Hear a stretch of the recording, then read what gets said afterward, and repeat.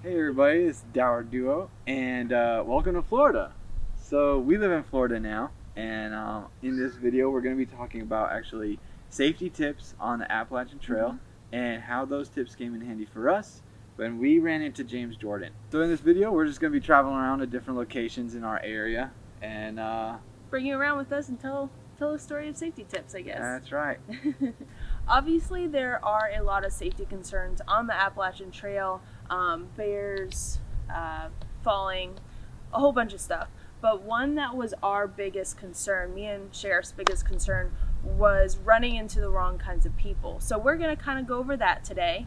Also, a big motivation for doing this video is to just educate any 2020 hikers for the AT, or actually any trail that you're going to be doing, especially just after some past events in 2019 and any kind of concerns. So stay tuned. Stay tuned.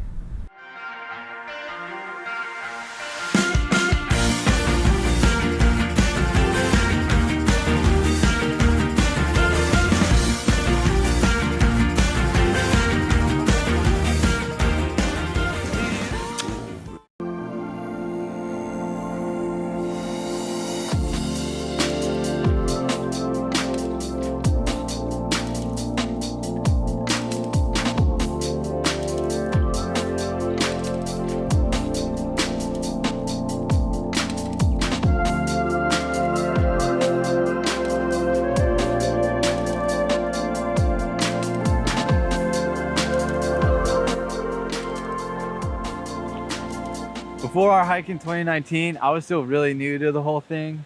Tara was like new and did all the research already. So something I looked up was a lot of the safety concerns that I had, like, do people die out there? Do people get attacked by animals out there?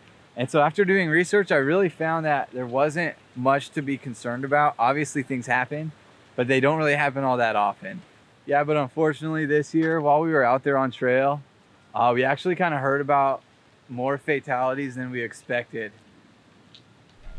Like I said before, our biggest concern on the Appalachian Trail was people with bad intentions, running into those types of people. So we formulated a couple things to do in that situation before and during the Appalachian Trail. All right, so tip number one. Before we began the Appalachian Trail, me and Jonathan had a safe word. The safe word was really important in situations that we felt uncomfortable with a certain person. So we could say that word and it would mean caution to me and him, but to another person that was just hanging around us, they wouldn't think anything about it. So that word for us was peanut butter. So anything to do with peanut butter. I'm allergic to peanut butter and peanuts. So whenever we said that, we knew it was like, that's weird. And so in this certain situation, I said, hey, Jonathan, do you want to eat peanut butter today? And he said, yes, I do want to eat peanut butter. And so that was just us communicating together while the other person didn't know what was going on, essentially. Yeah, so obviously for us, we came out on the trail together because we're a couple, but as you guys probably know, most people go out there by themselves. So we would just recommend, as funny as this may seem, like, do something like that with your trail family, because like if it were just me in an awkward situation with like a random person and like I felt really uncomfortable with one of my trail family members, there wouldn't really be a clear way for us to communicate, hey, we're pretty uncomfortable in this situation, we should get out of here. So with your trail family, we would just say, like, as much as you might joke about it, just come up with a safe word that you guys would realize, like, this is caution, we need to get out of here, yeah, when everyone else wouldn't really understand. Yeah, because like that would be really funny and like it'd be something you guys could joke about, but if you ever did need it, it's definitely something worth having. So that brings us to our safety tip number 2. Create trusting bonds with the hikers around you, and this is going to come pretty naturally. You'll find once you get out there. I didn't really expect trail family. I didn't really know anything about like hiking in a bubble. It just kind of happened for me. I think Tara expected that, but I didn't. So yeah, you're gradually gonna like gravitate towards other hikers and just like create trusting bonds with them, especially for uncomfortable or unsafe situations, whether that be like getting injured, whether that be animals, like coming across dangerous animals, whether that be coming across Dangerous people. Dangerous people. It's important to have like People you trust. people you trust around you. It's not like you have to be hiking with these people all the time. It's a little peace of mind knowing you have people around you that you know and that know you, and that can account for you. Yeah, and you'll realize this, like, even though you're always on the move, the community around you pretty much stays the same relatively as you go. They might fall behind, you might fall behind, but it's kind of like, it just kind of moves. You guys just kind of move together. So really try to get to know those people around you. Like I said, you don't have to hike with them all the time, but try to create those relationships. Yeah. At least at camp. That's the funnest part. Yeah. Safety tip number 3. So our safety tip number 3 is don't be afraid to be weary of others and trust your instincts. So it's okay to judge others to an extent, I'm telling you. But really trust your instincts out there and get to know people, because that's how you're going to kind of realize, like, this person is not so cool and I don't want to spend a lot of time around them. They're a little like questionable, or like, oh great, this person is a lot of fun and I can trust them. And trust your instincts about those people. You don't have to hike around everyone. With that, you can also hike faster or slower and get away from those people that are questionable. Also, something I would do whenever we got to camp, so we wouldn't really meet, once we were like in the meat of the trail, we wouldn't meet a whole lot of new people, maybe 1 or 2 here or there, like every other day. But what I would do if I'm camping with them, I would ask them a couple questions and get to know them as a person, because I want to get to know the person I'm going to spend the night in the same vicinity. I'm going to be asleep, I'm going to be vulnerable, and I want to know if they have bad intentions or not. I know that sounds a little odd, but just to make sure that I was going to have a restful night's sleep, I would just ask a couple questions and it would give me that peace of mind. Yeah. Also, for anyone on trail, they should understand of other hikers' weariness and concern of like people's safety. Right. So, like, if we didn't know each other and I come up and if she's weirding me out, or if I'm just like cautious, she shouldn't like feel bad as a fellow hiker because we don't know each other. Yeah. And so, like, just don't let that get in your head. Like, everyone should be pretty understanding that, look, none of us know each other. We're all strangers. We're all out in the woods. So yeah, just there should be, you don't have to feel bad about being weary about someone. Yeah. Along with that, bring up your concerns with your friend, like with your other hikers. Yeah. Other hikers around the community. Yeah, especially if it's a really weird, uncomfortable situation. Because there have been a couple times, one, we've heard about a weird hiker guy making a lot of weird comments to a whole bunch of different girls. Yeah. It's good to know about that to either stay away from him, or like if Just there are be girls weary. in your group, like, yeah, just it allows you guys to watch out for that person. And then also the incident with James, everyone knew about this guy before We even met him. We knew that there was like a very sketchy person out on trail. A homeless man that was threatening other hikers. That's how we figured out about him. And his dog, Felicia. I guess communicate your concerns about certain people on trail. And I'm not saying like go gossip about everyone. Yeah. I'm saying when you feel uncomfortable, when it comes to a safety concern, share that with your other hikers. Yeah.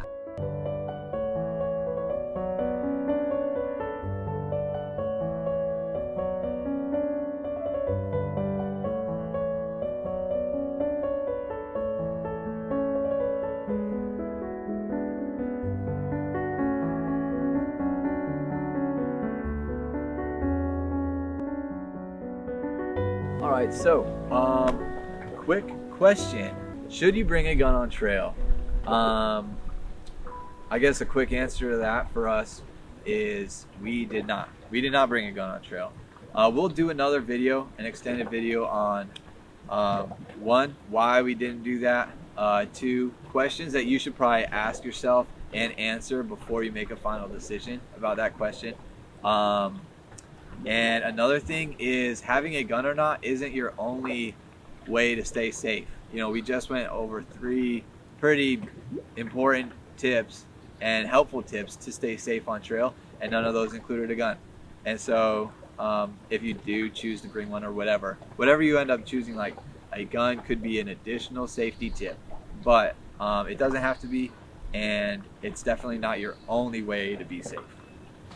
So before we get into our story of how we came into contact with James Jordan, formerly known as Sovereign, for you guys that don't know about him, I'm going to tell you a little bit of what happened. He committed a murder on the Appalachian Trail in Virginia. He killed one person and severely injured another person. He killed Stronghold. He was an Army vet, and it broke a lot of people's hearts. Something to know about James Jordan, however, is he has a serious mental disorder. He has what I believe to be schizophrenic. And up to today, he cannot stand trial for the murder he committed because he is so mentally unstable. Alright, so to finish this video, we just wanted to give you guys a pretty much first-hand account of how we kind of put into practice all of these safety tips while we were on trail.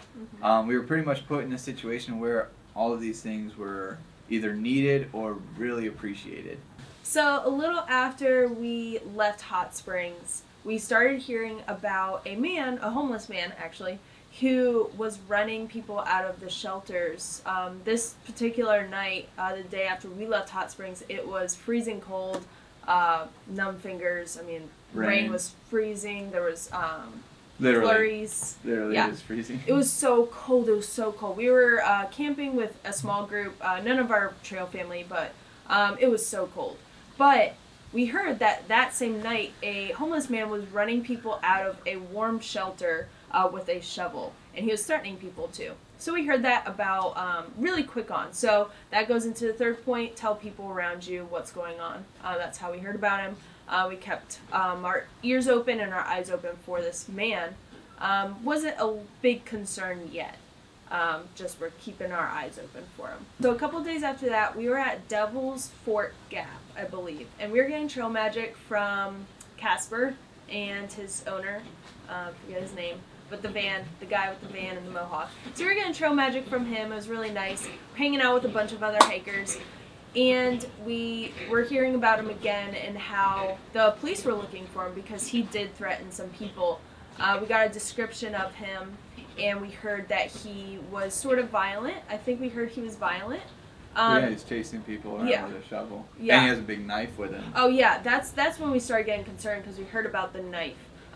So after we heard about that, we started hiking in a group. I remember me and our friend Giggles got stopped by the police, and they just told us, like, fight him off with your trekking pole if you come into contact with him. As they're driving around their vehicle, they should be on the trail. That's just my tip. But anyways, so they told us, fight him off with your trekking poles. At that point, me and Giggles were like, oh, this is, like, serious. After the police had stopped me and Giggles, me, Jonathan, Flipper, and Giggles, we're hiking together, really close. We didn't want to run into this guy alone. So that's where we implemented kind of getting to know people around you and trusting them and hiking in a group in those kinds of situations. A couple days after that, we actually heard that he was found and arrested. And so we figured, okay, great. Like, he's no longer a problem or a concern. Like, we don't need to be so, like, watchful for him. So, that's the end of that. So we thought, yeah, that's the end of that. Yeah. A week later, maybe? Within a week later, the rain kind of came back. It actually started hailing on us, and so we're like, all we need to do, it was just me and Tara. All we need to do is get to the next shelter, and then we'll just call it a day. Yeah, it was a terrible day. Raining all day, hailing. And hailing, yeah. We're getting hailed on. Yeah, so we're getting hailed on as we come up to the shelter, and we get inside, and we see a couple having lunch. And then there's a guy up, like, with his dog, in the shelter on the platform. So we thought nothing of it at first. Yeah, we didn't think anything of it. We walk in, and the girl who's with this couple actually, like, looks up at Tara and gives her this look. She, like, stares at me, and she gives me, she gives me these, sorry. She looks up at me and gives me one of these, like, I'm thinking, one, she doesn't like me, and...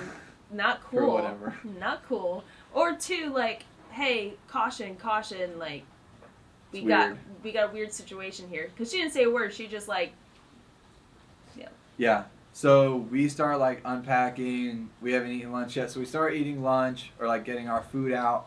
And this guy who's with his dog just like kind of starts talking to us, saying he's like, "Oh, are you guys gonna stay here?" And I said, he was super friendly, by the way. "Yeah, yeah." And I said, "Yeah, we're gonna stay here." And he's like, "You're not gonna stay here." I'm like, "Yeah, we are." And he's like, "Fine, whatever, free country." And from that point on, pretty much everything that was said back and forth between us and him didn't really make any kind of sense. Yeah. It was never threatening. It was never like this is scary, but it was just weird. And so I started like looking at his gear. Yeah. And he started fitting this perfect description of everything we heard about before. Yeah. About this guy on trail. And at this time, we're not like communicating at all about this. And so I'm also piecing it together. I look up a picture of this guy on my phone because they had a mugshot. And I look up a picture. I'm like, oh my gosh, this is the guy. This is the guy that was chasing people out of shelters. And I didn't realize she was doing that, but I'm looking at him and I'm literally thinking, I mean, did the police arrest the wrong guy? Because this is this guy, and he's in jail, or he's supposed to be in jail. So yeah. So you look up the mugshot and... Yeah, so I look up the mugshot, and like we said before, he wasn't, like, threatening to us, but he was just overall weird and didn't make sense. Everything he said after that point, like, are you staying in the shelter? It's a free country. After that, it was just, like, gibberish. Nonsense. So Jonathan, what happened with the chess? Yeah, he just asked me, like, oh, what do you like to do? Or no, he said, do you like playing chess? And I said, yeah, I love playing chess. And he says, all right, well, do you have a chessboard? And I said, no, do you? He's like, yeah. I'm like, okay, do you want to play? He's like, no, I was lying. I don't have a chessboard. I was just seeing if you were lying. I'm like, no? Okay. Yeah, and like Jonathan said about his gear was very, like, odd for a thru hiker. Like, I've seen some pretty odd gear from thru hikers, but this was particularly, like, odd because he had, like, all cotton clothes, he had long johns, like, very weird pack. His dog had really great gear. So that is one thing about James Jordan. He loved his dog, Felicia, Dolphin, whatever her name was. He fed her well, and she had a great pack. But his gear, it was odd. It's just not backpacking gear, so like he just kind of stood out as not a backpacker, which is helpful to identify him, but yeah. Anyways. And then I'll just go over a couple other things that happened. Kind of called our attention to him was the couple's still here eating and they're completely silent, but he was really big about signing the logbooks. So he asked me, like, are you going to sign the logbook? Just really serious. I'm like, no, I don't think so. And he was like, why not? And he just asked me why. And I was like, I don't know. I just don't sign logbooks. And he was like, just effing sign the logbook. So, yeah, he uses some bad words. So I'm, like, freaked out a little bit because he kind of just yelled at me. So I'm signing it super, like, ineligible. Just writing, like, we're from New York City, and we're happy to be on trail. And I make up some names, and I make it super weird. Like, you can't tell who it is or what our names were. Gave it back to him, and he read it. It's just very odd. And then at that same time, he, like, picked up a log and, like, threw it across camp and said, like, I hate when I lose control. And this whole time, he's still saying stuff that makes no sense. And we can tell this guy's, like, mental health is, like, declining. Like, he's slowly getting into one of those episodes. Because, like, at first it was, like, okay, but then it, like, declined. Obviously, me and Jonathan, like, through all these things that he's saying and doing, eventually our friend Smiley came up. But before that, everything's kind of alerting us about this guy. Like, this is an odd situation. And I'm not feeling very comfortable anymore. So I asked Jonathan, this is the second tip, or no, this is the first tip. Excuse me. I asked Jonathan, do you want to eat some peanut butter today? So this meant nothing to Sovereign, and it didn't cause any red flags for him. But for us, that was a red flag, and that was a way we could communicate with him in our presence and make sure that we were on the same page about this. Mm-hmm. And so he said, yes, I do want to eat some peanut butter. So that meant to us, like, we had already, like, set out some of our gear and stuff because we were cold and wet from the hail. So we had already set out some gear. And then at that time, we started packing up slowly and putting stuff away. Yeah, so after we packed up our stuff, we kind of headed back out into the hail and everything. But there was just no way we were going to stay the night. No. No way. And so really, I mean, we just did like another 0.2 miles down trail and set up a stealth spot. So that night it was me, Tara, our friend Smiley, and our friend Abe.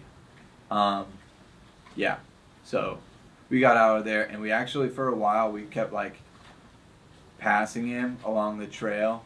But we were with our trail family, and we just kind of like, we kept our distance. You know, if there's someone that makes you uncomfortable on trail, there is zero reason why you should feel any kind of pressure to like stick around.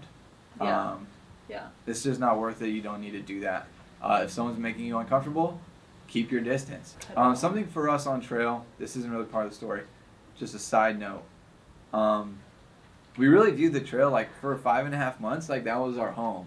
You know, that was our home out there. And so kind of think of it like, when it comes to like how much distance you're keeping between you and someone else, think of it like sleeping under the same roof. You know, because when you're in a campsite in a tent or when you're just in the open space of a shelter, you know, there's not really any security there. You know, the best security is distance. So, treat your sleeping area like you would your home, and the people around you are the people that you would share, like, or stay under the same roof with. People you trust, I guess. Yeah, and people you trust. At least lately. Yeah, like, you can surround yourself with your trail family in a campsite. That'll add a lot more, like, security. Yeah. I guess that's, like, a helpful way to think about it, just to kind of like gauge and allow yourself to be like, I'm actually going to keep going a little bit just to create some distance here. You don't need to feel bad for that ever. Obviously what happened with James Jordan is, one, a tragedy, and it's not something to be overlooked, but it also isn't it's not like a totally accurate representation of what trail life is like and what the people out there are like. This really does not happen very often at all. It's always unfortunate and tragic when it does happen, but it's always better to be prepared in how to handle safety concerns than to not be prepared and have a situation just come up on you and you just have no real idea how to handle it. Yeah. So when it comes to your safety concerns, I think the best thing, just real quick advice, is be attentive to your situation around you and look out for your fellow hikers. You know, if you and your trail family are doing those two things, then you're taking care of each other and you're aware of what's going on around you. So we're hoping to create a conversation between people that are going to be hiking soon and between us two and any former or future hikers, just to kind of keep that conversation going and how we can better take care of each other. So if you do have any safety tips or just questions, definitely comment below. We would love to hear those and we'd love to respond, or just let others join that conversation. So definitely comment those. Also, if you haven't subscribed yet, please subscribe. We are almost at 1,000 subscribers, and that's so exciting. Whoop, whoop. We're super excited to bring more content about the Appalachian Trail and adventure to more people. And lastly, last point. So I have a video before this talking about making a introduction video for the class of 2020. So go check that video. I will link that somewhere up here so you can check that out. The deadline is December 1st, so get your video in before that. We would love to include you in the 2020 introduction video. But that is it for our safety tip video. Thank you for watching, and we hope to see you again. See you next time. Bye. Bye.